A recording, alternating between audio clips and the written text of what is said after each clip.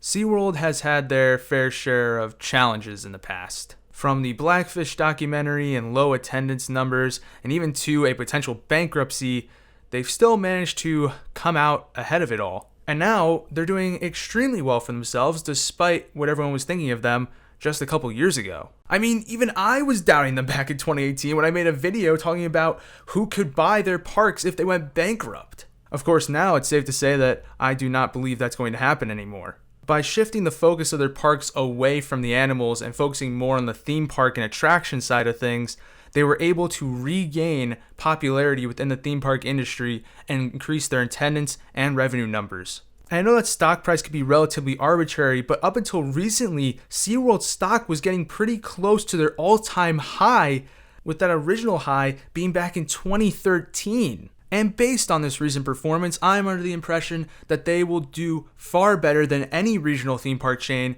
in the next decade. That's right, better than Six Flags. I know that's not a terribly impressive take. And better than Cedar Fair, which I know a lot of people are going to disagree with me hard on that one. But I'm going to tell you why, and let's start by looking at the past to predict the future. So how about we take a look at 2019 and see how SeaWorld did. In 2019, they saw their attendance go up by 0.2%.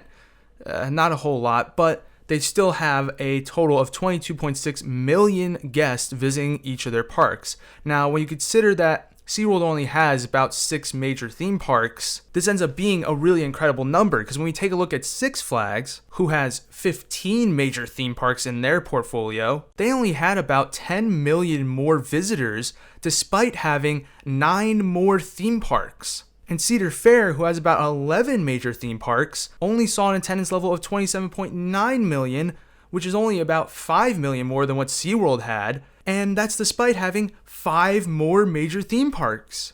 So even though their attendance numbers aren't quite what Cedar Fair's and Six Flags are, given their number of parks in their portfolio, this is incredibly impressive what SeaWorld is managing to do right now. And if we do a little math here, we can actually see just how good SeaWorld is doing compared to its competitors, as if we do the attendance divided by each park and get a per park attendance average, we'll see that SeaWorld actually has 3.76 million guests per park, Cedar Fair only 2.53, and Six Flags only 2.18.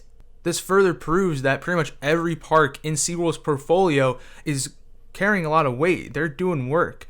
Whereas if you look at Six Flags and Cedar Fair, there are parks there that are not doing anywhere near as good as others and are bringing the chain down as a whole. On top of this, SeaWorld also saw a 1.9% increase in revenue to $1.4 billion and an increase of 99.8% in net income to $89.5 million. So let's get this straight. Despite only a 0.2% increase in attendance and a 1.9% increase in revenue, their net income went up by almost 100%. How did they do this, you might be asking?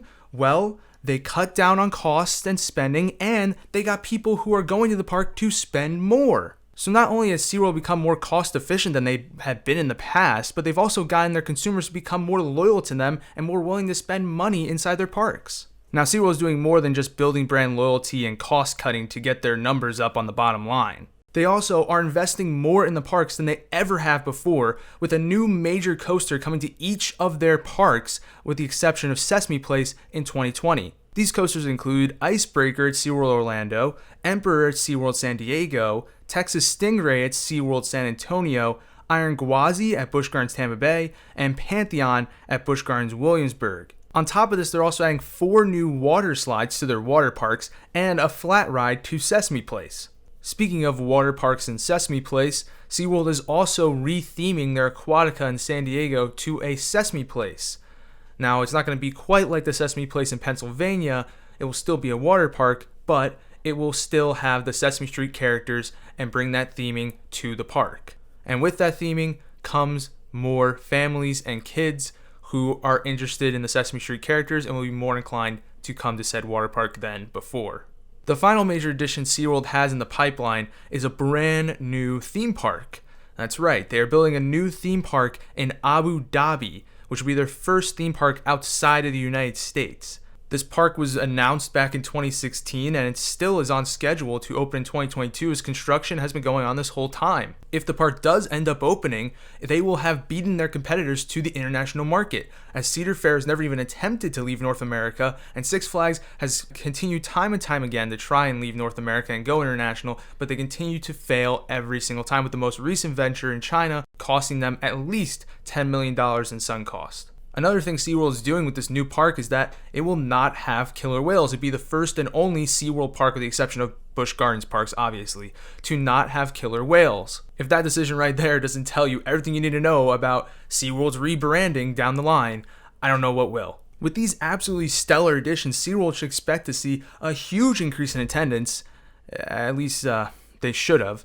If it wasn't for this coronavirus situation, SeaWorld would have done really well attendance-wise, but now that their parks had to be closed for a significant amount of time, obviously them as well as their competitors are going to be missing out on a significant amount of attendance that they would have seen otherwise. So now here we are 4 or 5 minutes into the video, and now I'm finally addressing the elephant in the room, which is great. Okay, you think SeaWorld did great in the past, but how in the world are they even going to survive this coronavirus situation, nonetheless succeed in the next decade as a result of this? Now, obviously, I'm not going to sit here and say that this situation is a good thing for SeaWorld. You know, they can't quite overcome this challenge the way that maybe they overcame some in the past. But what I will say is that they are probably in the best position to survive and thrive after this situation is over compared to their competitors. Why do I say this? Well, for one, that lineup of attractions that I just mentioned is going to be a big draw for guests once this thing is all done and over with.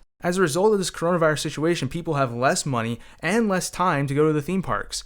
So, when deciding which theme parks to go to, chances are they're going to choose the one that has the new ride. Now, I know at the end of the day, that might not necessarily mean a whole lot when there still are not really that many people going to the theme parks, but it is still going to help them recoup a good amount of the investment that they spent on all these rides. On top of this, SeaWorld is doing what they need to do to stay afloat right now, and as a result, as of April 1st, they put 90% of their employees on a leave of absence. So they didn't fire any of them, which is great, but they are no longer paying them, which I do think is the right move in order to stay afloat. I understand that it's not going to be a great relationship builder with your employees, but it's the right move that needed to be made at the end of the day.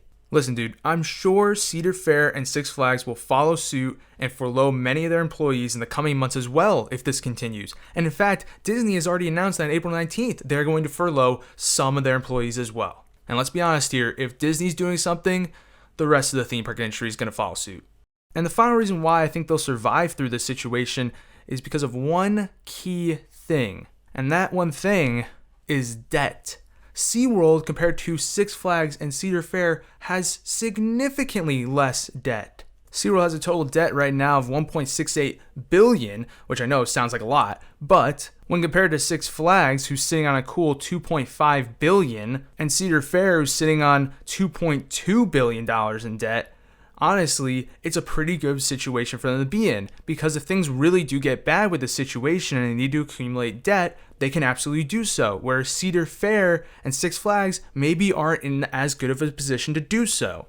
The only concern here, though, is that SeaWorld is also sitting on less cash in the bank, so they may have to start accumulating debt earlier than Cedar Fair and Six Flags would. But with all this being said, SeaWorld has done a great job of changing their brand image and convincing people to come back to their parks and give them a second chance, while also improving their product by heavily investing in new attractions, as well as events like the Seven Seas Food Festival at SeaWorld Orlando, which I'm not even going to lie, I think is better than the Epcot Food and Wine Festival, sue me. And they've taken the necessary steps to prevent a potential controversy from coming up again in the future, as they've limited what their animals do in show capacities. They've also stopped trainers from going into the water with the orcas, so we don't get any injuries or deaths as a result of that anymore. And the Killer Whale Show is much more about education and wildlife conservation than it is about the spectacle of these animals performing than it was in the past. SeaWorld has a very smart management team which just came in a couple years ago, and they have done a fantastic job of turning this company around, reinvesting in the parks and their brand image, and it really has paid dividends here at the end of the day, and I think it'll be good enough for them to not only survive the coronavirus situation, but thrive in the decade ahead. With that all being said, what do you guys think? Do you guys think SeaWorld is going to do well in the upcoming decade, or do you think that maybe Cedar Fair will do better, or do you, by some miracle, think Six Flags will do better? You'd really have to convince me why in the world you would think that. But anyways, I'll see you guys next time, and peace.